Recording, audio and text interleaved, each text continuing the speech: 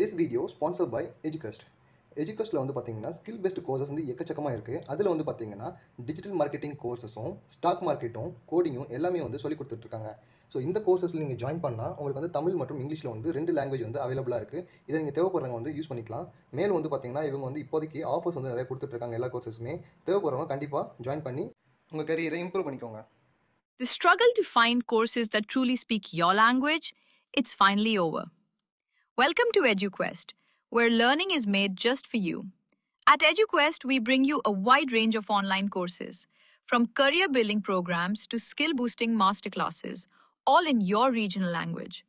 Because we believe language should never be a barrier to success. Our courses are tailor made after understanding what today's learners really need. So why wait? Start learning the smarter, simpler way only with EduQuest. Visit eduquest.courses and explore your next course today. And hey, don't miss out on our exciting offers and promotions. ரொம்ப நாளாவே வந்து பார்த்தீங்கன்னா நாய்க்கு வந்து ஒரு கூண்டு செஞ்சு நாய்களை வந்து நம்ம கோழி பக்கத்துலேயே வந்து ஒரு இடம் போட்டு கொடுத்துடணும்னு சொல்லிட்டு நினச்சிட்டு இருந்தேன். அதுக்கான நேரம் வந்து இப்போ தான் நம்ம கிடச்சிருக்கு. இன்றைக்கி வந்து பார்த்திங்கன்னா நம்ம இடத்துல வந்து கொஞ்சம் வந்து புல் செடியெல்லாம் முளைச்சிருக்கு. அது மட்டும் இல்லாமல் இந்த மாதிரியான களை செடிகளும் வந்து ரொம்ப ஜாஸ்தியாக முளைச்சிருக்கு. எல்லாத்தையுமே வந்து கொஞ்சம் கொஞ்சமாக க்ளீன் பண்ண ஆரம்பிச்சிட்டேன். ஏன்னு பார்த்தீங்கன்னா இப்போ தான் கொஞ்சம் லைட்டாக வந்து தூரல் போட்டு கொஞ்சம் இடமெல்லாம் கொஞ்சம் ஈரமாக இருக்குது. இந்த மாதிரி டைமிங்கில் தான் வந்து பார்த்திங்கன்னா செடி வந்து கொஞ்சம் ஈஸியாக வந்து பிடுங்கிறதுக்கு நல்லாயிருக்கும்னு சொல்லிட்டு அப்போ தான் வேரோடு நமக்கு பிடுங்க முடியும். இப்போ இங்கே இடத்துல பார்த்திங்கன்னா நம்ம வந்து வேலி மசாலா வந்து போட்டிருக்கோம். ஆல்ரெடி வந்து பார்த்திங்கன்னா சீமப்பூல் வந்து கரணம் வந்து நட்டி வச்சுருந்தோம். அடித்த வெயிலுக்கு ஒன்றுமே வரல. எவ்வளோ தான் தண்ணி விட்டாலும் நம்ம விருதுநகர் வெயில் நகரம் அப்படிங்கிறதுனால எல்லா தண்ணியுமே பூமி இழுத்துக்குச்சு. ஸோ இப்போ தான் வந்து பார்த்திங்கன்னா அடித்த மலையில் வந்து கொஞ்சமாக வந்து பார்த்திங்கன்னா இந்த வேலி மசாலா எல்லாமே வந்து முளைக்க ஆரம்பிச்சிருக்கு. ஸோ அது ஒன்று முந்தினது நல்லா வளர்ந்துருக்கு, பிந்தினது வந்து பார்த்திங்கன்னா இப்போ தான் முளைச்சிருக்கு. நம்ம கோழிங்க வந்து இப்போ வந்து இதை இன்ட்ரெஸ்ட்டாக சாப்பிட ஆரம்பிக்கலை. ஏன்னா போதுமான தீவனங்கள் வந்து அதுக்கு கொடுக்குறோம் அப்படிங்கிறதுனால இந்த செடிகளை வந்து கொத்தி திங்காமல் டிஸ்டர்ப் பண்ணாமல் இருக்குதுங்க. இது எப்படி ஒரு 1 ஃபீட் இல்லைனா ஒரு 2 அடி கிட்ட வரும்போது தான் கோழிங்க தன்னோட வேலையை காட்டணும்னு நினைக்கிறேன். சரி பார்க்கலாம். இந்த இடத்துல வந்து பார்த்திங்கன்னா நம்ம போட்டிருக்க எல்லா விதையும் வந்து பார்த்திங்கன்னா பக்கத்தில் வந்து கொக்கு, மைனா, சம்டைம்ஸ் வந்து பார்த்திங்கன்னா புறா கூட மொத்தமாக கூட்டமாக வந்து உட்காந்துட்டு சாப்பிட்டுட்டு போயிடுதுங்க. அதனால் வந்து நம்மளுக்கு வந்து இந்த இடத்துல கண்டிப்பாக வந்து நம்ம நாய்க்குட்டிகளை வச்சுருந்தோம்னு சொன்னால் விரட்டி விடுறதுக்கு நமக்கு வந்து கொஞ்சம் தோதாக இருக்கும். அதே மாதிரி பார்த்திங்கன்னா இந்த இடத்துல இந்த புதர் வந்து ஏகப்பட்டது இந்த துத்தி செடிகள்னு சொல்லுவோம். இது வந்து ஏகப்பட்டது வந்து இந்த இடத்துல முளைச்சிருக்கு. இது எல்லாத்தையுமே வந்து நம்ம வந்து தரமட்டமாக வந்து களை கையாலே எடுக்கணும். வேறு வழி கிடையாது. டிராக்டர் வச்சு நம்ம உழவெல்லாம் ஓட்ட முடியாத வாய்ப்பில்லை. இங்கே பார்த்திங்கன்னா அந்த நாய்க்குட்டி வந்து பார்த்திங்கன்னா ஒன்று மட்டும் கொஞ்சம் ஆக்டிவாக இருக்குது. இது வேறு யாரும் இல்லை, நம்ம மணி தான். ஸோ இன்னும் மற்ற 2 பேர் வீட்டுக்குள்ளே தூங்கிட்டு இருக்காங்க. அவங்களுக்கு வந்து பார்த்திங்கன்னா ஒரு பெட்டி ஒன்று வாங்கி வச்சுருந்தேன். அந்த பெட்டியில் தான் இப்போ நம்ம வந்து கூண்டு செய்யலான் இருக்கோம். நாய்கள் வந்து கண்டிப்பான முறையில் வந்து கோழி பண்ணைக்கு தேவைப்படும். நம்ம நாய்ங்க தான் மற்ற நாய்ங்கக்கிட்ட இருந்து நம்ம கோழிகளை காப்பாற்றோம். அதனால் கண்டிப்பான முறையில் ஒரு குட்டி நாயோ இல்லைனா ஒரு பெரிய நாயோ நல்லா பழக்கப்படுத்தி வச்சுக்கிறணும். இந்த இடம் ஃபுல்லாகவே வந்து பார்த்திங்கன்னா சுத்தமாக க்ளீன் பண்ணி வச்சுக்கிட்டா தான் ஸோ கீரி பிள்ளைங்க வர்றது, அது மட்டும் இல்லாமல் அந்த காட்டுப்பூனைங்க வெறுகுன்னு சொல்லுவோம் இல்லையா, அதெல்லாம் வரது வந்து பார்த்திங்கன்னா நம்ம நாய்ங்களுக்கு தெரியும். இந்த வாத்துங்க நிற்கிது இல்லையா, இந்த இடத்துல வந்து நம்ம என்ட்ரன்ஸ் இருக்குது. இங்கே தான் வந்து பார்த்திங்கன்னா நம்ம வந்து நாய்க்கான கூண்டை வந்து வைக்க போகிறோம். ஸோ வியூ வந்து நல்லா இருக்கணும் அப்படின்னா எல்லா செடிகளையும் நம்ம வந்து பிடிங்கி விட்டால் தான் வந்து கொஞ்சம் கரெக்டாக இருக்கும். சரி வாங்க நம்ம கூண்டு எப்படி செய்யலாம்னு பார்க்கலாம். நம்ம கூண்டு வந்து பார்த்திங்கன்னா ரொம்ப சீப்பான கூண்டு தான்.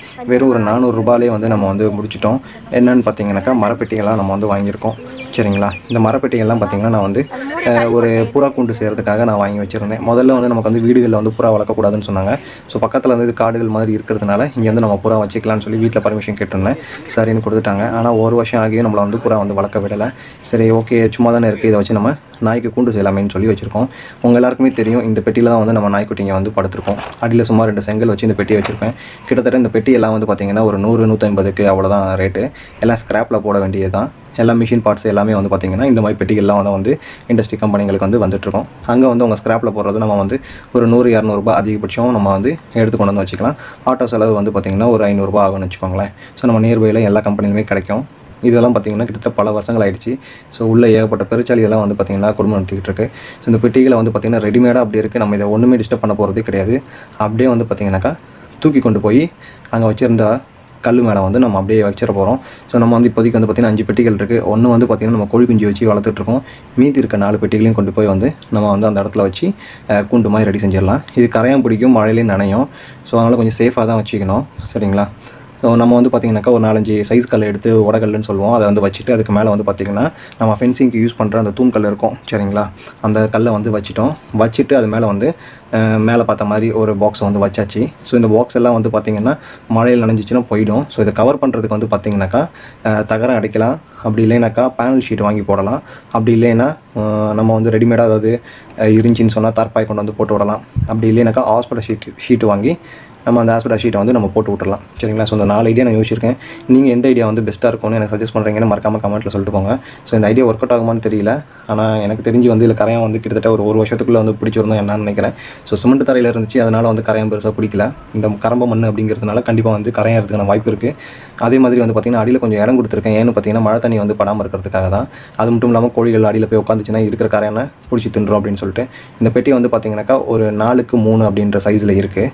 ஸோ இது தூக்கி பக்கத்தில் வச்சு 2 இதை வச்சு நம்ம வந்து அப்படி டோர் செட் பண்ணி விட்டுட்டோம்னாக்கா நமக்கு வந்து பார்த்திங்கன்னா ஒரு ஈஸியான ஒரு நாய் கூண்டு ரெடி ஆகிடும். ஸோ மரத்துக்கு அடியில் இருக்குது அப்படிங்கிறதுனால குளிர்ச்சியான இடமும் அப்படிங்கிறதுனால நமக்கு வந்து நாய்ங்க வந்து வெயிலுக்காக இங்கே வந்து கண்டிப்பான முறையில் படுக்கும். பார்த்திங்கன்னா தெரியும், நாக்கத்தவங்க போட்டுட்டு உட்காந்துட்டு இருக்குங்க வெயில் தாக்கு பிடிக்க முடியாமல்.